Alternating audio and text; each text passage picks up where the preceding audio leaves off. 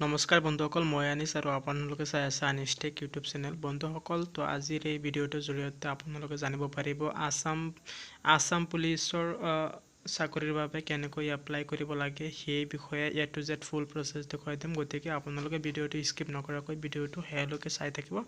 আৰু যদি আপোনালোক এইটো চেনেলত নতুন হয় তেন্তে চেনেলটো ছাবস্ক্ৰাইব কৰি ৰাখিব এনেধৰণৰ ভিডিঅ'সমূহ নিতৌ পাবৰ বাবে।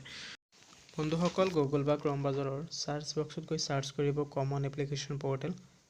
কমন এপ্লিকেশ্যন পৰ্টেল চাৰ্চ কৰাৰ পিছতে common application portal with Assam police recruitment ID এনেধৰণৰ এটা লিংক দেখিবলৈ পাব।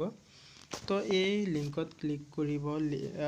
লিংকত ক্লিক কৰাৰ পিছতে এনেধৰণৰ এটা হোম পেজ খোল খাই আহিব কমন এপ্লিকেশ্যন পৰ্টেলৰ লগ ইন এণ্ড ৰেজিষ্টাৰ। তো আপোনাৰ যদি আগতীয়াকৈ ৰেজিষ্ট্ৰেশ্যন কৰা ID আছে তেতিয়াহ'লে ডিৰেক্ট লগ ইন কৰিলে হ'ব, আৰু যদি আগতীয়াকৈ ID নাই তেতিয়াহ'লে আগতে ৰেজিষ্ট্ৰেশ্যন কৰি ল'ব লাগিব, তাৰপিছত লগ ইন কৰি এপ্লাই কৰিব পাৰি। ৰেজিষ্ট্ৰেশ্যন কৰিবলৈ এই ফৰ্মখন ফিল আপ কৰি ছাবমিট কৰিব লাগিব। তো এতিয়া আপোনালোকৰ সুবিধাৰ বাবে অলপ জুম কৰি দেখুৱাবলৈ চেষ্টা কৰি আছোঁ। তো এতিয়া চাওক, মই এই ফৰ্ম ফিল আপ কৰিম। তো ইয়াতে চাওক, প্ৰথমতে আছে সলিউশ্যনছ ফাৰ্ষ্ট নেম, অৰ্থাৎ আপুনি আপোনাৰ নামটো দিব। তো ইয়াত মই মোৰ নামটো দি আছোঁ। ইয়াৰ পিছতে আছে মিডিল নেম, লাষ্ট নেম, গাৰ্জিয়ানৰ name, father's name, mother's name, mobile number, email ID, employee এক্সচেঞ্জৰ নাম্বাৰ, আধাৰ কাৰ্ড নাম্বাৰ ইত্যাদি দিয়াৰ পিছত সকলোখিনি খালী ঠাই পূৰ কৰি আপোনালোকে লাষ্টত ৰেজিষ্টাৰ বুটামত ক্লিক কৰি দিব।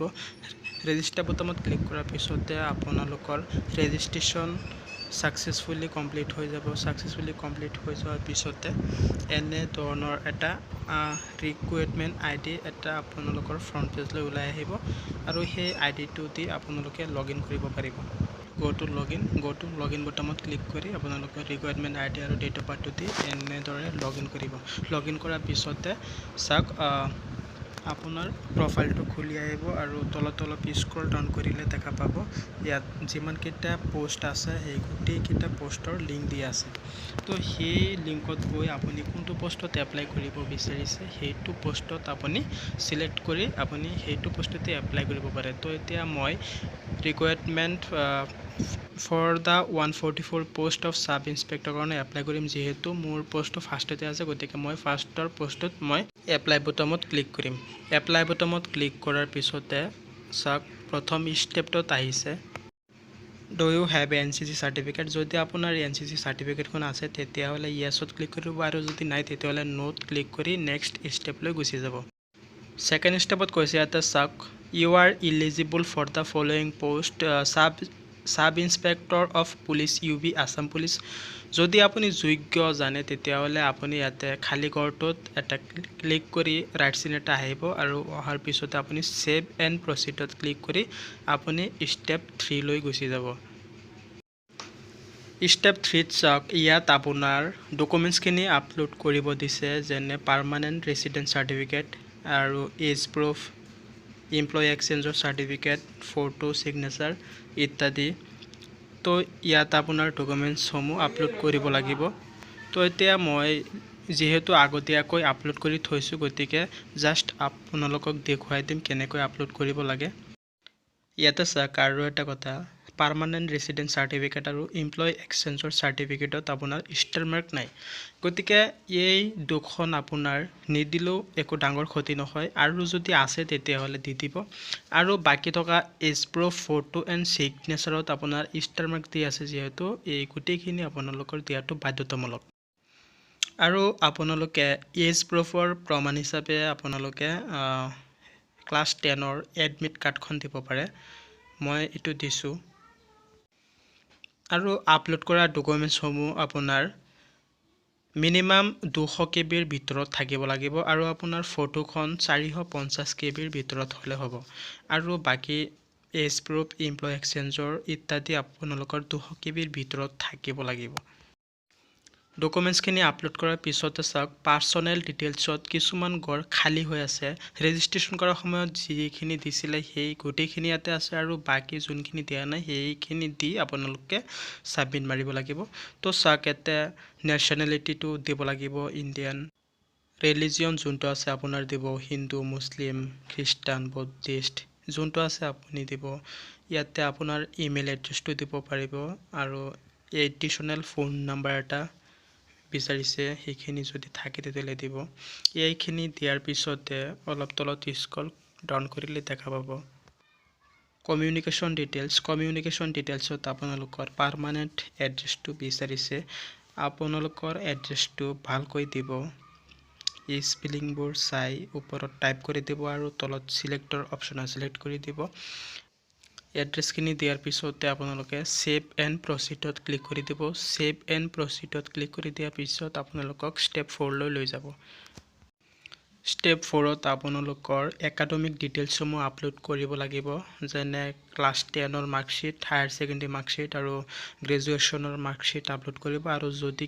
এডিশ্যনেল কোৱালিফিকেশ্যন থাকে তেতিয়াহ'লে সেইসমূহৰ মাৰ্কশ্বিটো আপোনালোকৰ আপলোড কৰিব লাগিব আৰু এই মাৰ্কশ্বিটসমূহ আপোনালোকৰ 200 KBৰ ভিতৰত থাকিব লাগিব আৰু এই মাৰ্কশ্বিটসমূহ আপোনালোকে PDF ফৰ্মেটত আপলোড কৰিব লাগিব এতিয়া কথাটো হ'ল আপোনালোকে PDF কেনেকৈ বনাব মই তাৰ বাবে এটা সহজ উপায় দি দিছোঁ আপোনালোকে এইটো পেজ মিনিমাইজ কৰি থৈ আপোনালোকে গুগলত যাব গুগলত গৈ সাৰ্চ কৰিব আই লাভ PDF সাৰ্চ কৰাৰ পিছতে এনে ধৰণৰ এটা লিংক দেখিবলৈ পাব আৰু তাতে ক্লিক কৰি দিয়াৰ পিছত এনে ধৰণৰ এটা হোম পেজ ওলাই আহিব আৰু ইয়াতে চাওক অলপ স্ক্ৰল ডাউন কৰিলে তলত আছে JPG to PDF তো ইয়াতে আপোনালোকে JPG to PDF to click কৰি দিয়াৰ পিছত আপোনালোকক চাওক সিলেক্ট JPG ইমেজ তো ইয়াতে ক্লিক কৰি সিলেক্ট JPG ইমেজত ক্লিক কৰি আপোনালোকে মাৰ্কশ্বিটৰ ফটোখন দিব দিয়াৰ পিছতে কনভাৰ্ট টু PDF ত ক্লিক কৰিব কনভাৰ্ট টু PDF ত ক্লিক কৰাৰ পিছতে চাওক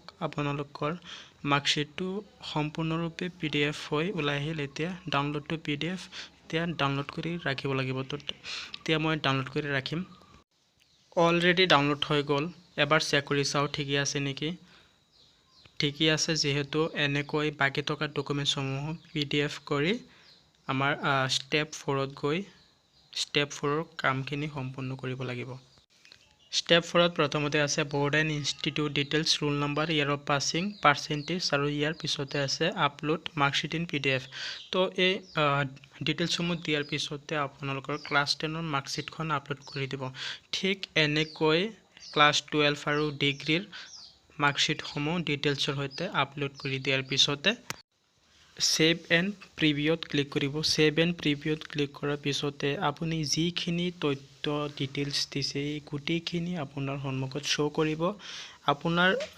ফৰ্মখন ওলাই আহিব আৰু ইয়াত আপুনি এবাৰ চেক কৰি ল'ব পাৰে যদি ক'ৰবাত মিষ্টেক হৈছে সেইখিনি আপুনি ঠিক কৰি ল'ব পাৰিব গোটেইখিনি ডিটেইলছ চেক কৰি লোৱাৰ পিছতে আপুনি তলত কনফাৰ্ম বুটামত ক্লিক কৰি দিব কনফাৰ্ম বুটামত ক্লিক কৰি দিয়াৰ পিছতে ইউ হেভ সাকসেসফুলি এপ্লাইড বুলি শ্ব' কৰিব আৰু আপোনালৈ এখন OTP আহিব এই OTP খন আপুনি সাবমিট কৰি সাবমিট মাৰি দিলে আপোনাৰ এপ্লাইটো সাকসেসফুলি হৈ যাব সাকসেসফুলি এপ্লাইড হৈ যোৱাৰ পিছতে ইয়াতে ক্লিক কৰি একনলেজমেন্ট ফৰ্মখন ডাউনলোড কৰি ৰাখি থব আৰু এই একনলেজমেন্ট ফৰ্মখন আপোনাৰ এডমিট কাৰ্ড ডাউনলোড কৰাৰ সময়তো দৰকাৰ হ'ব পাৰে আৰু আপুনি য'ত এক্সাম দিব যাব তাতো আপোনাৰ এই একনলেজমেন্ট ফৰ্মখন দৰকাৰ হ'ব গতিকে এইখিনিয়ে আছিল আজিৰ ভিডিঅ যদি ভিডিঅটো চাই ভাল পাইছে কিবা এটা শিকিব পাৰিছে তেন্তে ভিডিঅটোত এটা লাইক দিব আৰু যদি কিবা অসুবিধা পাইছে আৰু কিবা জানিব বাকি আছে তেন্তে কমেন্ট বক্সত জনাব